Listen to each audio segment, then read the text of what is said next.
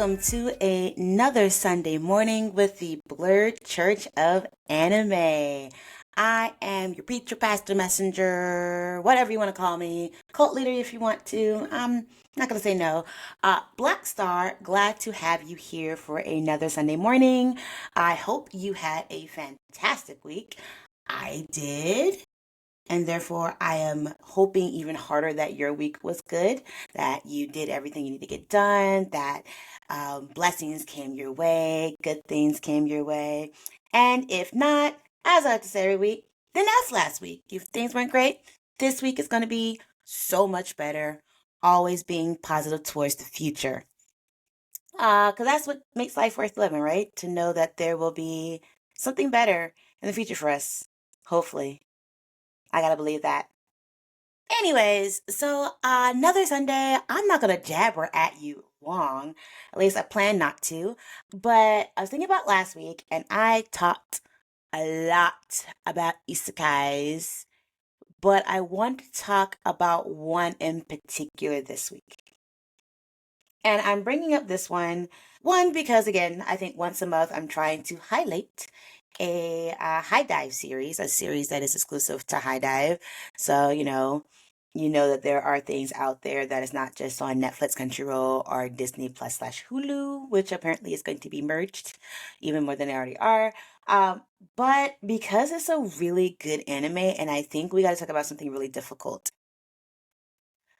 I've been trying for a minute to describe how I want to call this a succinct thing, and it took me most of last week thinking about how I wanted to talk about not falling into cult like behaviors per se, but what to do when your own sense of morals and your way of life is challenged. And not because you are wrong, because there may be some parts of like what you believe that is correct and important and does help people, but then you're faced with the actual person, or you're faced with the actual thing that you are opposing and realize maybe it's not so simple, or sometimes we wish that it was that simple. So yeah, I think that is very relevant in today's timelines with a lot of things that's going on, especially in American politics. Um, some of our ideologies around not just politics, but around hot button topics that have pulled and divided us as people. And it's always been a case for religion. And I love that a lot of times when anime talks about this, they are using religion as like a tool to talk about when you're doing the wrong thing for the right reasons ish.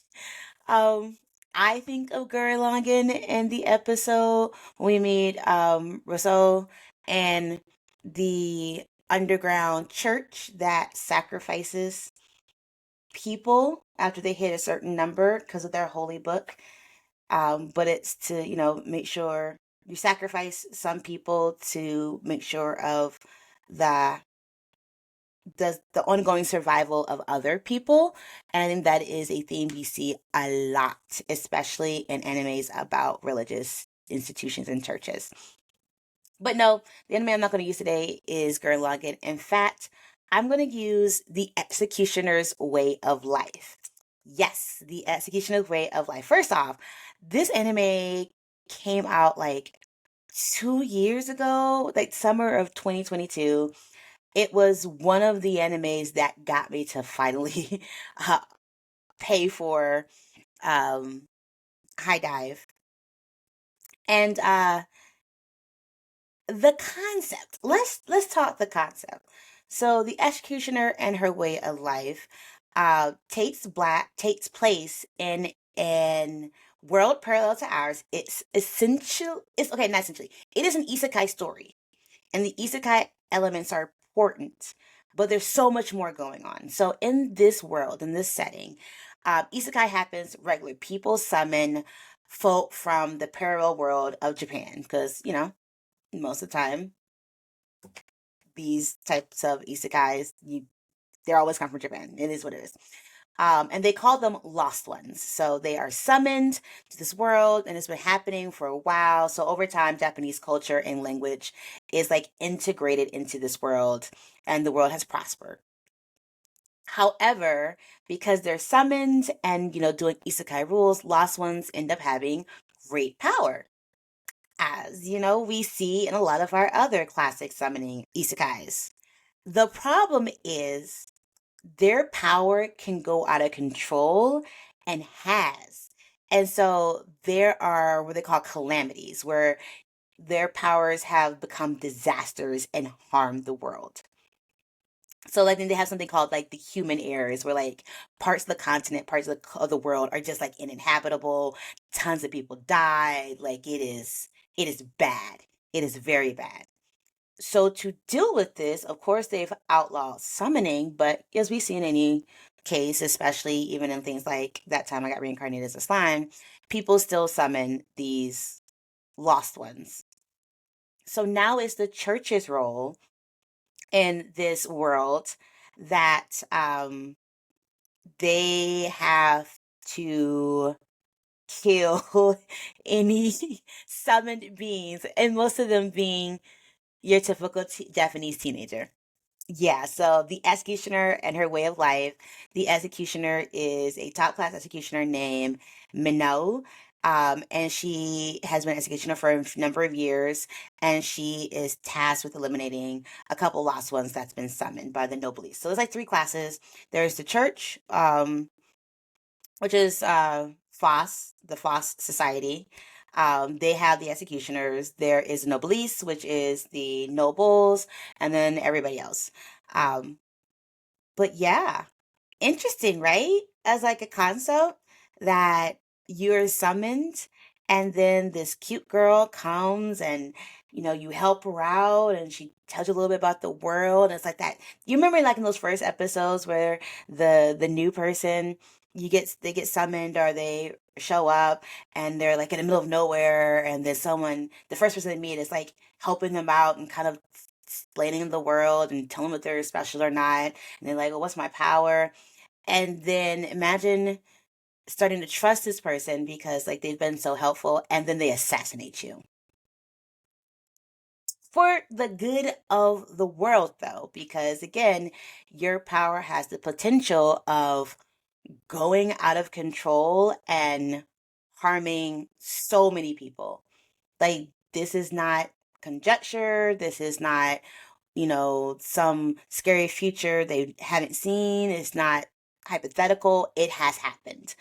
In fact, Minot, you learn early on, her whole town was destroyed by a lost one, and she's actually the only survivor of a big catastrophe, a calamity as such.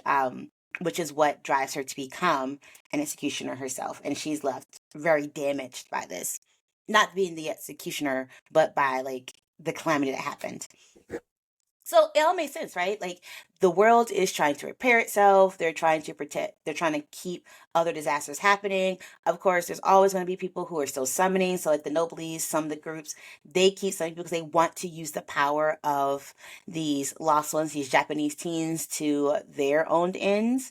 Um, and I'll be very honest, like the executioners know that technically these kids, these teens are innocent. They didn't ask to be summoned. They didn't have a say in the powers they're going to have, but it's just too in their minds too dangerous to let them walk around, get stronger, and then potentially harm so many people when they ultimately lose um themselves and their powers. So, yeah. How does that tie in then to our conversation about your ethics and wondering if you're doing the right or wrong thing, or the right thing for the wrong reasons, or the wrong things for the right reasons, all those things. Um, the story isn't just on Minot's journey as an executioner. Like there has to be a catalyst, right? And so she is tasked with eliminating Akari, a lost one who was summoned. Um, and Akari has a very interesting power that makes her almost impossible to kill. At least not to Minot's skill sets right now. But Akari is this innocent, really loving, kind of naive person. And so Minot decides he wants to travel with Akari until she can figure out how to kill her. Like, you can't just let her, she's brand new, let her just go off on her own. And so they become friends. And then as you get to know Akari, as Minot gets to know Akari, and they go through some of their adventures together, it becomes what is the right thing to do. It was so like ingrained in Minot that as soon as they're here, as soon as you can, get rid of them because nothing really good could come out of them being here for a long time. It is super dangerous. And she knows from like experience, it is super dangerous to let these lost ones and their power go unchecked. And to be very honest, she's been so good at her job where she's kind of catching them pretty early. She didn't have a chance to really get to know a lost one in the same way. And so as she travels with this lost one, because again, she can't kill her quite yet, she has to figure out how to do it. She realizes that it doesn't feel good. Like, she understands her mission, and her mission is important. But what happens when you know your mission feels unfair? That this girl hasn't done anything and they can't just watch for her to do anything. She's too powerful already. And then, as the series goes along, you find out there are some secrets and you find out that, the Foss Society, the church, isn't all it says it's going to do. Like, there have been lied, I think, from any institution. So now you're calling into question, who is the organization that you've given your life to do all of these really difficult things. Then you find out there's parts of society that are summoning these people for their own gains and their own greed, but the other part of society is like, we're stuck here and we believe that the way the system is working isn't doesn't work either, and want to use the lost ones' power, including the lost ones that are still there and are the big disasters, um, any way they can, because essentially it's been super unfair and how this all has worked.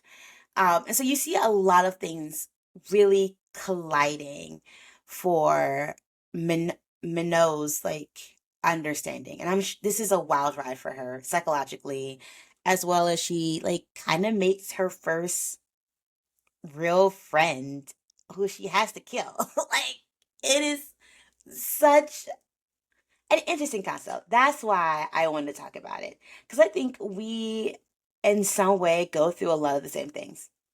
Not gonna lie.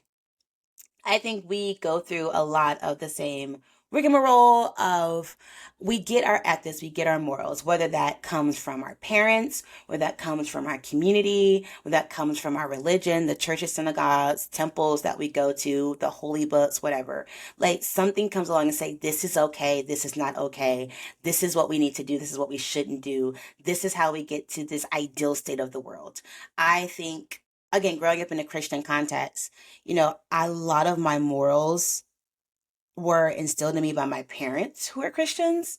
And then as I grew older, I realized I didn't need the Christian framework to still live out those morals. It was kind of just like a way of coding that for it, because I still believe in equality. I still believe in fairness. I still believe in equity. I still believe in justice. I still believe that I want to make the world better for not just myself, but for all people. I have a very strong moral and ethic code that I live by, that I don't think was just given to me by my religion, but definitely given to me through the way I see the world, especially as a Black person, especially as a femme body person. Like, there is so much that I see around my folk, and my own experiences could have made me more jaded and could have made me more like, militant in some ways, where other experiences have made me more loving and maybe think things about nonviolence and how do we do things in so many different ways. But at the end of the day, I think there's still some hard decisions that are made. When you look at a group or you look at a situation and you're like, maybe violence is the answer, or maybe this saves the most amount of people, but not everybody. I think about the trolley experiment or the trolley ethics question, where you're on a trolley and there are 10 people in the trolley, and you're about to run over one person on the track, but you can pull the lever to stop the trolley from running over the one person, but it would kill all 10 people on the trolley. What do you do? Huh? What do you do? Do you sacrifice 10 people so you're not responsible for the death of one person? Do you sacrifice that one person so the 10 people in the trolley don't die? Because you think of numbers. It's this logic puzzle that really calls into question your ethics. And I think this is a really great problem. And I think you can do the trolley problem in a lot of different ways. Like, what if the one person on the tracks who are about to get hit by the trolley is your family member, your kid, your parent, your best friend, your significant other?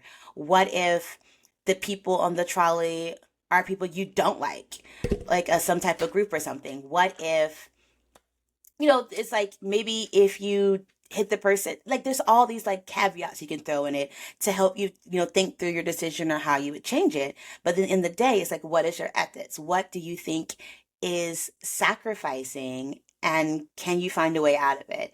Um, and I think sometimes we have to sit and think about what our moral and ethic reasons are. And then when we meet people or we meet situations that call that into question, it can be hard to say the least. It can be earth shattering. Um, I think about how this country, America, has really changed this idea on gay marriage, where it was such a big thing when Ellen DeGeneres on her show Ellen came out in her show, and that was a big thing. It was like revolutionary, but it was another thing to be able to get this whole country to recognize gay marriage. Like, even in the liberal bastion that was California with Prop 8, they voted to not have gay marriage. Like there's like, yeah, we don't want that here. But most of them didn't really feel that way, it feels like.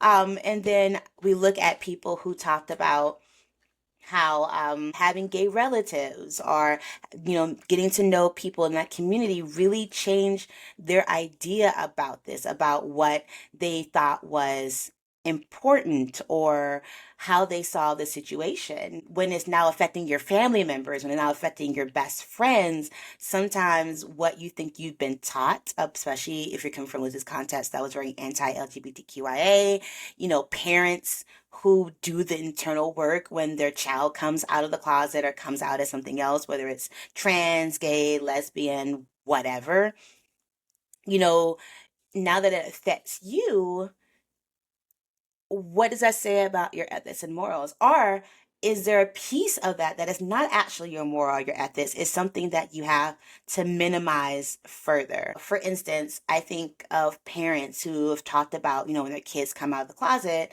and, if they were religious, they had the option of like, tossing their kid out or saying not in my house or taking a conversion camp and, all the horror stories there. But then some of the parents who were like, they had to sit with their faith and they realized that the core piece, like they minimized what the ethic was, which was love. Like, no matter that my kid told me this thing that I thought was unholy or abomination or whatever they're calling it, at the end of the day, they were called to love and they already loved their kid. And so now it means, like, how do I love them harder? How do I love them more? And then it goes into acceptance. So I think we need to be in places where we are confronted with our ethics and we're confronted with our morals. I can sit in my nice little bubble and say all day long, I believe in this, especially politically. We shouldn't do this, that, and the other. Like, I am for tougher gun laws, is an example. Um, I don't think anybody should be concealing or carrying. Like, it opens us right up for abuses. But I also haven't lived in a space where I've needed a gun to protect my home from an invader or where I have been in an abusive relationship and having a gun, owning a gun has kept my attacker from coming at me. And I think having more conversations and then going to gun ranges and having a healthy respect and fear for a weapon can then figure out like what is my actual ethic about it. And I think my ethic about it is like I don't think people should be able to kill other people easily. That you should not have a weapon that detaches you from doing harm to others. And ultimately, I don't think you should do something that makes it easy to kill. Should we all just walk out with knives and swords? That part. Listen, you need to have a little bit of skill with your samurai sword. And if the other person got skill too, then it's not just a quick one shot, you got lucky. It's like, no, we have a duel at the bar. Or a knife where I'm gonna stab you, but doesn't mean you're gonna have naturally have to die. Like, that is my ethic, where I think you can harm people but not kill them, which is weird. Just stay with me on this, right? I feel like I'm rambling a little bit, even though I made these points out. Letting a big piece of like sometimes getting to know people and understanding where their perspective is coming can really challenge some hard lines in the sand we may actually drive for ourselves and draw for other people in order for them to be in community with each other. I mean, there are some people like racism, as someone who has been harmed by racism, can I say I understand a racist person's point of view or think they're valid or feel like, in my moral ethics, I can let that go? No. I also will say that I do not spend time with racist people because I don't need to.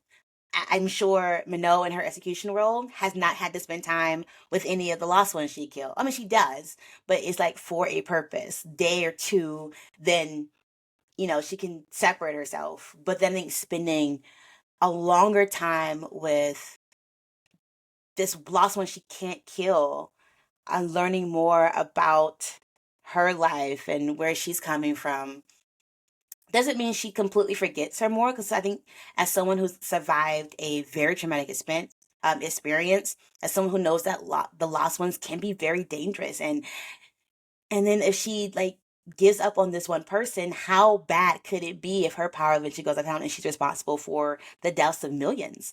I think some people make decisions based on their ethics, or even meaning that one person or one, idea that they makes them loosen up on it, and it eventually does cause harm to others, and they do have to sit and live with that.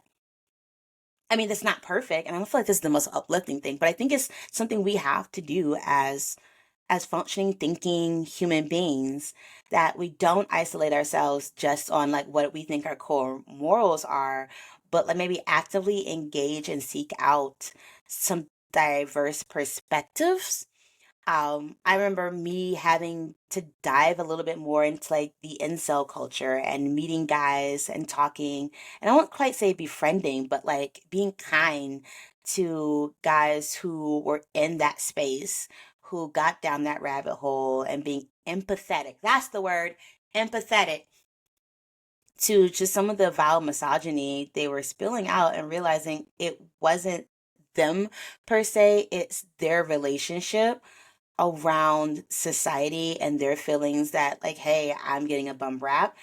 And that empathy has helped me with some of my other male friends who I see kind of going down that rabbit hole, where I can talk to like groups of people like, hey, our friend is struggling on this point. If we don't hang out with them, if we don't talk to them, if we don't engage, if we don't listen, you know, if we don't nip some of these things in the bud, they can go off on a path because they're unhappy. And I don't know if we've ever really just sat with them and checked in to see how things are going. Like, how many tragedies could we prevent if we weren't so, ew, I hate this person or whatever they do and they have a blah, and try to empathize and talk it out. Now, do I say like debase yourself and let them do all the types of things you know? I've already told you in previous episodes, I am nobody's punching bag. I am not your shield. I I no contact makes sense when people are on your butt about things that you say no about.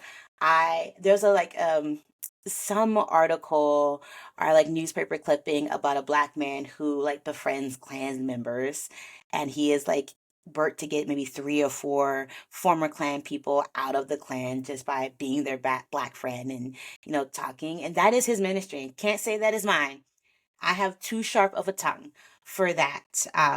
But we respect it. And I think his ethics was centered around that people are hurting.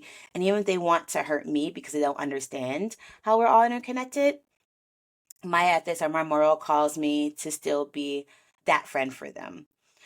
So yeah, I think it's interesting in the case of the educationer's way of life that we can be in some mind spaces or some head spaces from our own trauma, from our upbringing, from the institutions and the communities we are a part of that tells us like this is the way of life, this is what we have to do, especially when it's coded in language. This is how we keep ourselves safe, this is how we keep our families safe, this is how we keep our country, our world safe.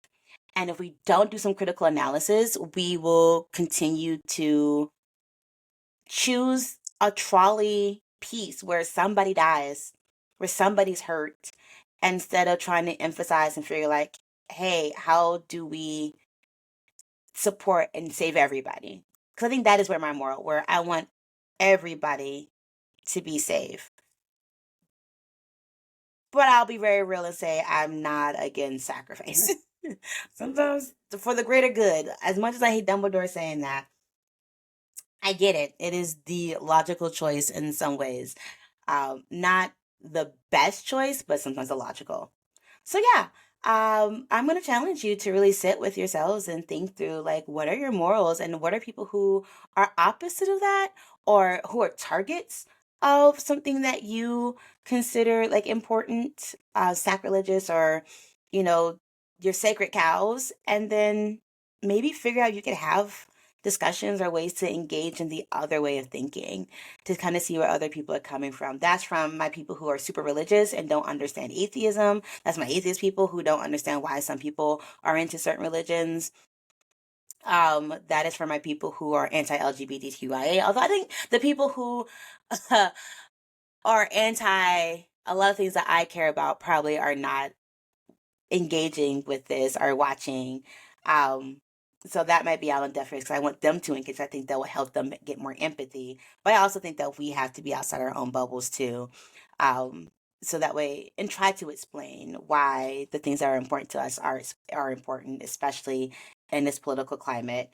Um, I think some people are becoming disillusioned. So this is a really, really good time to really talk through, why you care about immigrants and why you don't think they're invading this country, or why you care about DEI and how that like those experiences really do make everything better in the government and education and business and blah blah blah. I think those people who are trying really really hard to make boogeymans out of groups of people um sometimes need that group of people just be like, hey, we're here.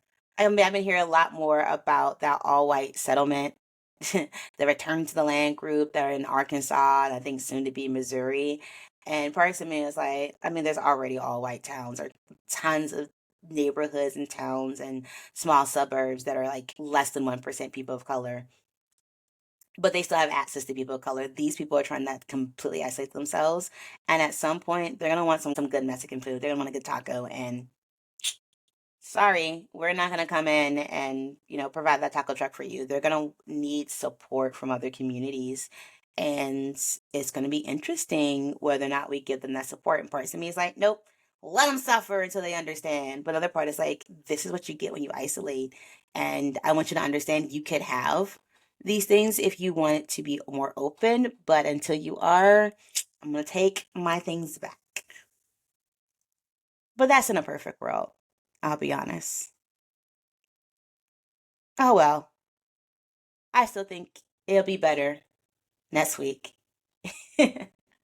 So yeah, if you haven't watched it, The Executioner and Her Way of Life, it is also a light novel.